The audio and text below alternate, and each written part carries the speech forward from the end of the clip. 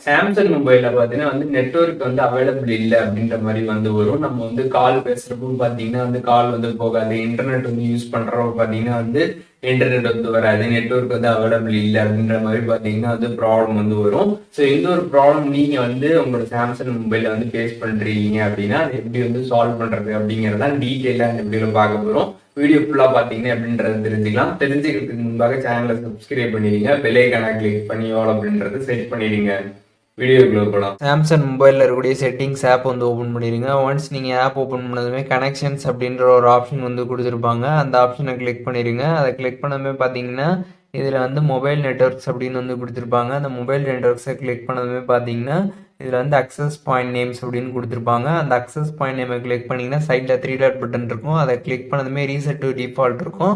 அந்த reset to டிஃபால்ட்டை click பண்ணிடுங்க. Once அதை கிளிக் பண்ணிட்டு திருப்பி செட்டிங்ஸோட பேஜ் வந்துருங்க. வந்ததுமே இங்கே சர்ச் ஆப்ஷன் இருக்கும். அதில் பார்த்தீங்கன்னா ரீசெட் அப்படின்னு சர்ச் பண்ணிங்கன்னா ரீசெட் நெட்ஒர்க் செட்டிங்ஸ் அப்படின்னு ஒரு ஆப்ஷன் இருக்கும்.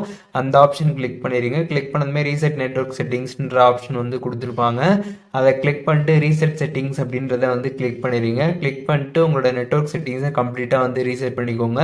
ரீசெட் பண்ணிட்டு ஜஸ்ட் உங்களோட ஃபோனை ஒன் டைம் ரீஸ்டார்ட் பண்ணிடுங்க. ரீஸ்டார்ட் பண்ணிட்டு அதுக்கப்புறம் பார்த்தீங்கன்னா உங்களோட மொபைலை யூஸ் பண்ணி பாருங்கள்.